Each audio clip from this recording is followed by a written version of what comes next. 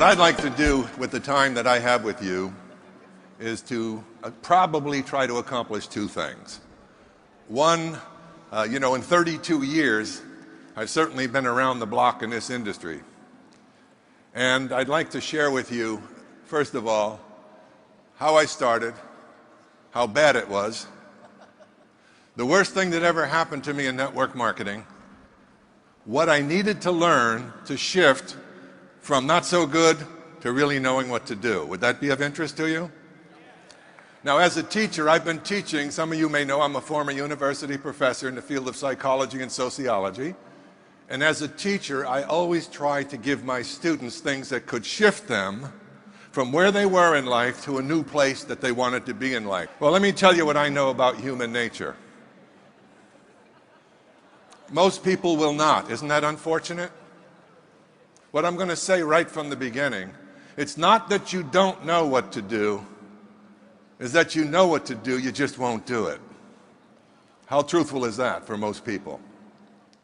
So let me start by telling you my network marketing story. There was an associate dean that worked with me that reported to me, and at this time I was a dean of a senior college of business.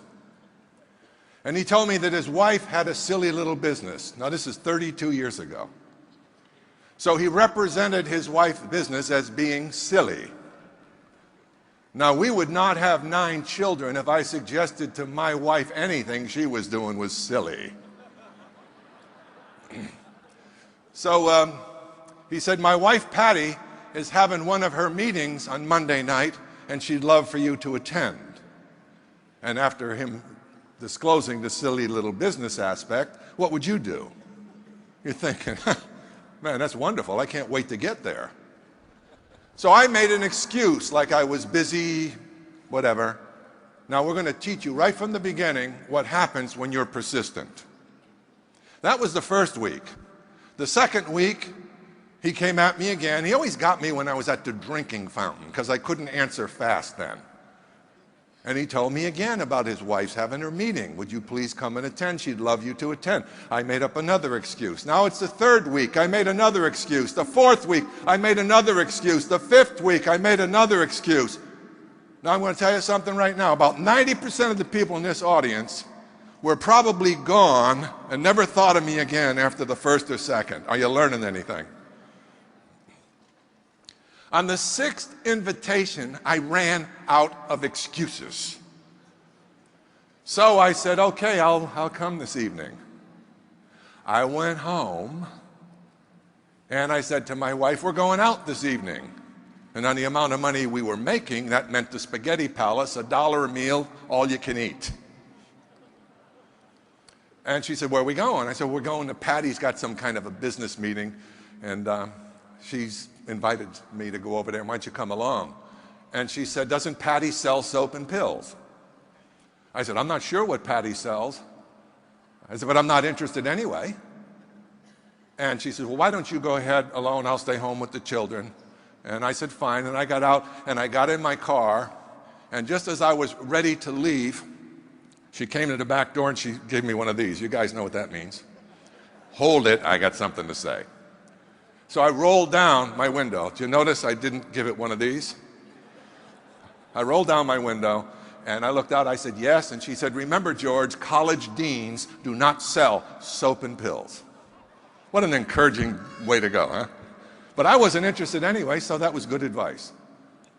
I'm driving to the meeting, and as I was driving and getting closer to their home, I started to pray a little bit, and here was my prayer. God forbid any faculty member I ever worked with be at that meeting tonight. Did I have a problem? I had a huge ego problem. After all, selling was so undignified for a professor. No, you just have title and no money. So I got to the meeting. Things got worse. As I got into the meeting, there's 13 women. A guy about this high looked 100 years older than me, and me. Now, you can imagine me trying to hide. I went to the back of the room. I said, think of this. That was like trying to hide a pregnant elephant on a tight wire. So I sat back there, and they started talking about their product. And I said, thank God I'm not interested. This pill makes you jump higher. This pill takes care of arthritis. This pill you need for this one and that one. And then finally they put a little green bottle up, and this is nature's scrub brush. I said, this ought to be good. Yeah, you take it every day and it detoxifies the body. You got the picture? It's going to make you normal. Boy, I couldn't wait to get started. Well, the meeting went on. They were done with the products, and I was delighted to know I wasn't interested in a single thing. And then that little guy that looked 100 years old, he got up, and this man changed my life. He got up and he said, my name is Armand. I'm from Canada. I work in a factory in the United States for 35 years. And I make a brake shoe for automobile. And I retire. I'm now 72-year-old, and I retire when I'm 65. And one day I'm 69, 68, 69, and my wife, Peggy, she come to me and she say, Armand, you must go back to work. I said, Peggy, I work all my life. What do you mean go back to work? Why? Because we are still alive and we are running out of money. That was a human interest story to me, and I kind of liked this guy. I didn't know what he was going to say next, but I kind of warmed up to the vulnerability of his story. And then he said, my wife, Peggy, and I, a friend called us to come see the network marketing, direct selling business. And they say, don't worry, Armand, if you cannot sell. This business will take anybody. And he says to his wife, Peggy, we are anybody. Let's go see. So I'm listening to him, and I'm saying, it's pretty fascinating. I wonder where it's going. And then he said, my wife, Peggy, and I, we work as husband-wife team. Huh, Peggy? Peggy goes, yes, Armand. And today, 3 years later, we earn $10,000 a month. I almost fell off my chair. That was more than 3 times what I was earning, and it took me many years to qualify to earn it. The guy went to 5th year education, 5 years of formal schooling. He didn't speak the Queen's English. He was in a foreign country for him. He started a business at 69 years old. And at 72, he was earning 3 times a month more than I was. All of a sudden, whatever that stuff was on the counter that I didn't like, I was warming up just a bit. Well, I'm going to give you your PhD in network marketing right now if you're ready for it, because this is when he gave it to me. Are you ready for it? After the meeting ended, he went up to that table, and he had 2 shopping bags, one inside another. This was the level of sophistication for $10,000 a month. And he started putting those products in those 2 bags. And I went up to him, all the ladies left. And I said, Armand, my name is George Zaluki. I said, God, I am impressed. That was clearly a euphemism for I am jealous. I said, can I ask you a question? He said, yes, you can ask me a question.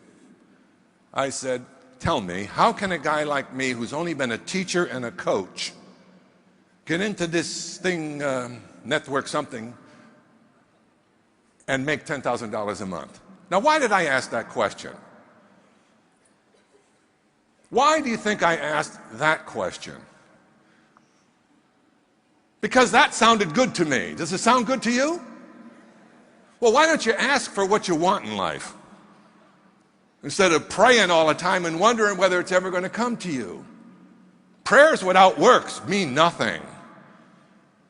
Faith without works means nothing. So, oh, he said, big man, you would like to earn $10,000 a month? I said, yes, that would be nice. He stood right in front of me, and he was about this high, I swear. I'm big, but this guy was small. And he's looking up like this, and he said, I ask you a question, big man. Listen to the question. Listen to it. Will you, big man, as represent 1 year of your life? I don't care if you do full-time or you do with your spare time. You just have more time to do same simple things. You don't look over your shoulder left for 1 year. You don't look over your shoulder right for 1 year. You focus your mind, and you will succeed. Can you do that? He said. And I answered like most people. I was not quite advanced at that point in how things really get done. So I said, well, I think I can do that. And here's what he did. Oh, no, he said. Did I ask you, will you give 1 year of your life, no turn back effort, no look back left, no look back right, focus your mind? Did I ask you that question? By this time I'm getting a little irritated. I said, yes, you asked me that question. He said, then big man, you have yes or you have no. Now pick one. I said, yes, I'll do it. Now here's the best training I ever had in my life about success. What he said right now. Here's what he said. That's good, big man. I can teach you no more. Now I'm going to tell you something.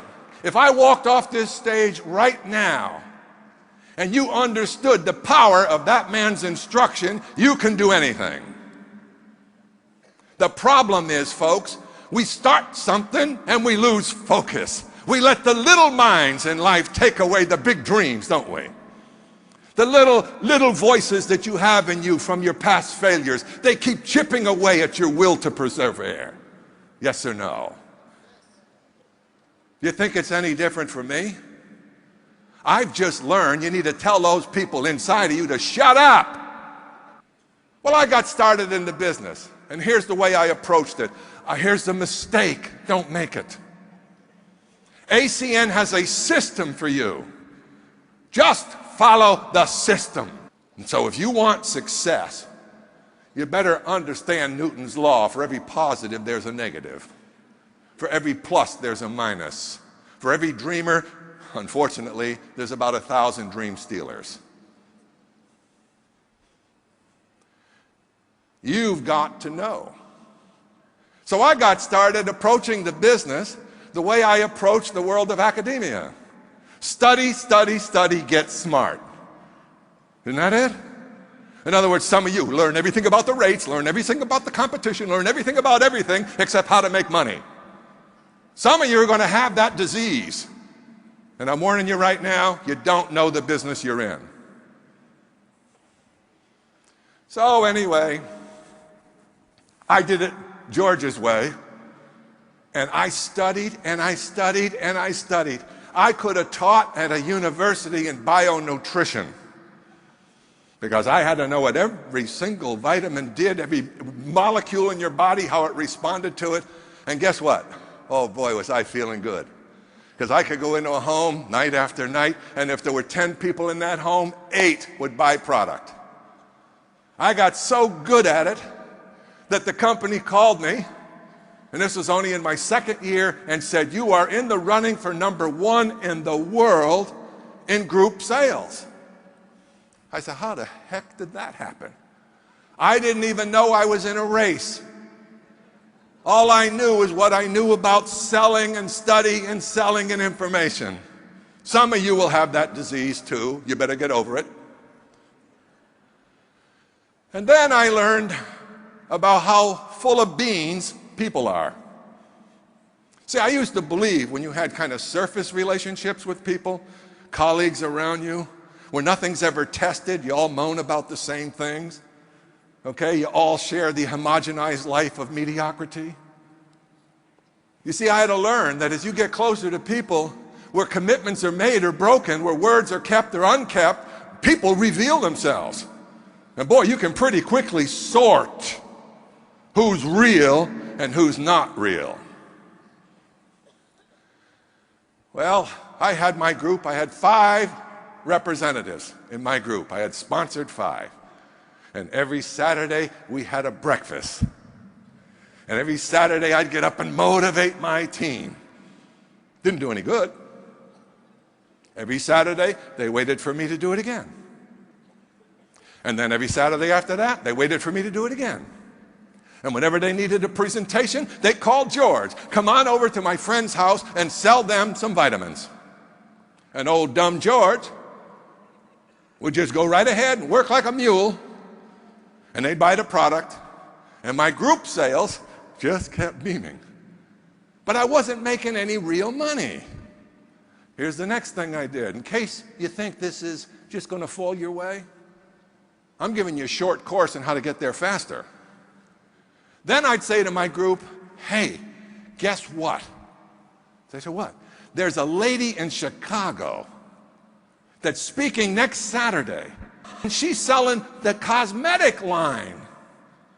You know what I heard from all 5 of them? Well, we ain't going to sell none of that stuff. I said, well, wait a minute. Are there women in the world? What happens if a husband joins us and the wife wants to sell cosmetics? Come on, guys, let's go. Plus, we'll learn how she's doing it. Guess what? Here's what I would hear. Oh, you're going to drive 265 miles one way, go to a meeting, and come back 265 miles? You're going to buy us lunch? Sickos. Losers. They don't understand how the world works. You got to give before you take. It's a law of the universe. It's a forgotten law for all too many. What's in it for me? It's got to go out before it comes in. And I'll give you some news. What you're putting out is going to come back. It's a discovery of life when you recognize where you are is where you thought yourself to be. There is no action in humanity that is not first stimulated by a human thought.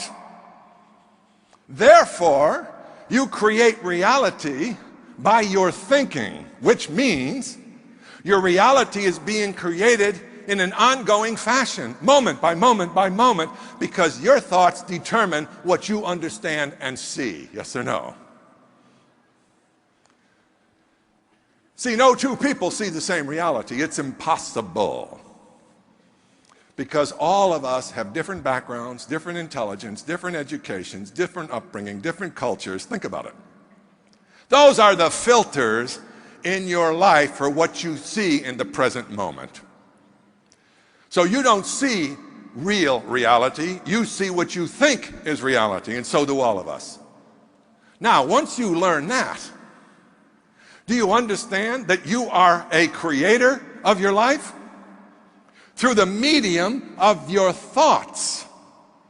Your thoughts will evoke your feelings. Your feelings is reciprocal and will evoke more thoughts.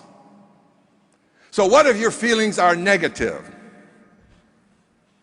What if your feelings are full of doubt and confusion? What do you think your thoughts are going to be in the cycle of feedback?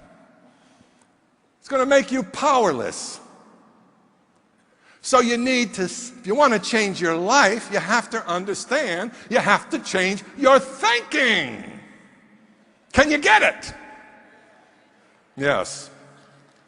It's amazing that great teachers, great philosophers, great religious leaders through all of history have taught us about the power of the nature of our thoughts. And we go right through life with habitual negative thinking, not knowing the consequence that follows.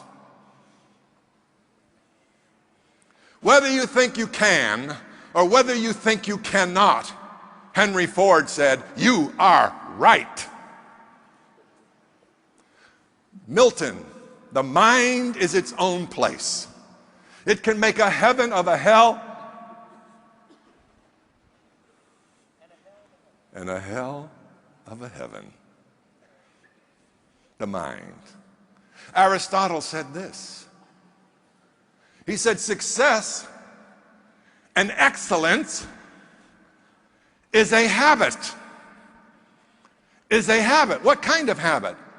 The habit of developing right thinking over a period of time that you do right things. Dr. William James, the father of American psychology, said it this way. A human being can alter the circumstances of their lives by altering their attitudes of their minds. How many times do we need to hear it before we get it? And yet we will allow our minds to be reduced to the lowest common denominator of inspiration which surrounds us. Negative, negative, negative. This world is full of people who, if you gave them a donut, they'd first try to eat the whole. I'm sorry, but I'm going to be direct with you. If you want to win, you need to change. If you're winning now, you probably have figured it out. I'm going to ask you a question. Why do you think 5% of the people in the world own 95% of the wealth? Did you ever ask that question? Well, here's what most people, oh, they're lucky that we're born into it. They're more smarter than I am. No, not the case. No. You want to take and observe it? Why don't you observe the 5%? That'd be a starting point, wouldn't it? The 5% don't stop after 9 or 10 hours. They know that the number one asset for wealth is time. Time! That's the one resource every one of us has equally. The 5% are visionaries. They're willing to do over and over again simple things to amass a fortune. They're willing to wait, they're willing to sacrifice, and if you're not willing to do it, it isn't going to happen. You don't need another motivation talk. Haven't you had plenty of those? How have they worked so far? We need a transformation in how we think. We need new ideas. The only way the will is moved to something great is with a better idea to draw it forward. That's why you need to have goals. You can't hit a ball that you're not aiming at. You can't bring something into your life that you don't passionately want in your life. This world responds to passion. And we're so cool, huh? We walk around looking good and we're frightened to step out and speak to somebody and offer them something of value. Back to my story. The transformation in network marketing. I went to hear a guy who was making $8,000 a month. I thought God didn't even put that much money in anybody's pocket a month at that time. I got to go hear him. The guy's up on stage, they introduce him, he's a carpenter building houses. And he does this business and he's making $8,000 a month. I said, oh no, there's no way I'm not talking to him. So I got a hold of him when the meeting ended. I introduced myself. I said, listen, I just want 5 minutes, please. Why did I do that? Because good, successful people are nice people. You will find that out. They're willing to help someone else come along too. So I said, please tell me, how do you do it? $8,000 a month. Here's what he said. George, he said, let me ask you something. Why don't you tell me how you do it? I wasn't expecting that. And then I proceeded to say, wait till he hears my brilliance. And I started to tell him all about every product, and he just went like this. He said, George, you seem like a nice guy, but you're never going to make any money in network marketing. Hear the word? What was the word? Telephone sales? Vitamin sales? What was the word? Let me hear what the word was. You're not going to make any money in network marketing. Do you know that's what you're in? Some of you don't. You're in the business of helping people improve their lives. And it just so happens that we use the telephone products as a medium to transform lives. Leadership, inspiration. So the next thing I got was, you don't do network marketing, George. I said, what? You're never going to make any money until you understand the business you're in. The business you're in is to understand what's out in this world today. There are people struggling, trying to pay their bills. There are people in jobs they hate. And he said, don't get wrapped up in that. Lose your knowledge about bionutrition. I thought to myself, wow. He said, learn how to help people improve their lives through this medium that you have here. Move forward and learn how to lead. Learn how to inspire, and most of all, learn how to serve. Learn how to serve. The happiest people in the world are the people who are servants to other people's dreams and lives. The happiest people in the world. So the starting point, if you're going to make a change in your life, is to analyze your thinking. Be truthful about the conditions in your life. Take a serious look. What if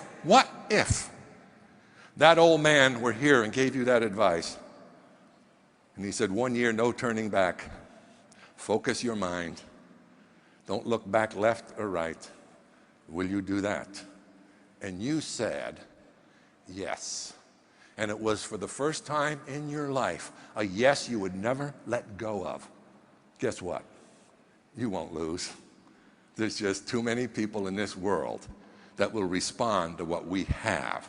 The problem is you're not telling it to enough of them. Are you hearing me? You get 3 or 4 no's and all of a sudden, this thing won't work. Wimp right back into your wimpy world? Or stand up and say, if anybody can do it, I can. What is it I need to learn so I can get better? Where do I get my training? How do I come to the leaders' meetings when they put them on? How do I get on the conference calls when they're training? You see, that's what you need to do. It's a component. It's a necessary element of your growth. What are you reading? Probably not much of value. Tell the truth. What are you reading that grows you as a person? That teaches you the things you need to know to advance yourself in life? What are you listening to, and who are you listening to? There's your analysis. Start there. And if you'll tell the truth about what is influencing you right now, you will see the necessity of change. Success is not something to take for granted. And a lot of people, they reach a certain level of success and they actually believe they have arrived. And then they stop doing the things that brought them there, and they wonder why they're no longer a success. Did you hear Donald Trump, one of the wealthiest men in the world, speak about the word momentum? You work that hard to get there. I love what Artie says. Oh, you just made RVP? Great, you just started the business. Some of the RVPs looked at Artie like he was crazy. They actually thought they had arrived. Oh no, how many people in your group still aren't there? Now that's your job, isn't it? If your RVP isn't supporting you, isn't encouraging you, you should let him or her know. One other thing changed my entire career. And believe it or not, it was a cassette tape. I heard a tape that was given by a guy who was a researcher in a laboratory, a cancer researcher. And I heard him give a talk about a guy who was trying to recruit him into the company I was in. And this guy said that every time he saw this guy walk down the street, he purposely walked the other side because he didn't want to hear one more time about his great business opportunity. So I'm listening to the tape, and he said, one day I realized, he said, that things were beginning to shift in me because, you see, I would see Jim. He'd be in the restaurant sometimes, and he had a nice suit on. He never used to dress like that. He said, a year later, I see Jim in a brand new Cadillac and a nicer suit in the restaurant, looking very successful. And he said, I had a bad time. I was getting tired of what I was doing. And I thought, you know, maybe, just maybe, I should go take a look at what Jim is doing. Well, the story went on, and this guy became a huge success, and he talked about the things he had to learn coming from a professional world. Well, here's what I did. I had to look and look and look. I finally got permission to make 500 copies of that little cassette. Now my Saturday morning breakfast, here's what I did. I walked in, I had a pile of 100. And they were like $2 each, this little cassette. And I said, okay, we're going to part the waters today. I'm not working with one more of you. You might just as well quit. This guy knows what he's talking about and we don't. This guy knows how this business works and we don't. I'll just take them all. But if you're going to work with me from this day forward, we're going to put these things out in people's hands because obviously he's better than we are. We don't know how to tell it like he's telling it. Let's use it. It completely revolutionized my business. Now, how many of you have got the DVDs, the CD-ROMs? Some of you are so cheap you won't do it. And that you're going to say you want to build a business. You're going to want to keep blabbing from your own position, thinking you know how to say it better than when you got someone like Trump and other people to do it. Don't be foolish. Let me tell you something. How would you like to hire a salesman if you owned a company that never called in sick, can say the same story every time, 24 hours a day, okay, hardly ever breaks down, and you pay a pretzel to get that person? How many of those, if that was true, could you get? They don't want insurance policies, they don't want cars, and they don't want expense accounts. But they're going to tell that story perfectly the same way every single time. How many would you hire? See the thinking? See the thinking? And then my last part of my message is always about what I consider to be what I call the annealing cement of everything that works for the benefit of humanity. And it's one word with many dimensions. And it's called love. Old-fashioned, huh? Take a look at it. Love is soothing, it's warming, it's enriching to the spirit, the soul, the mind. It's all the things that we were instinctively and intuitively born to be in, to be surrounded with.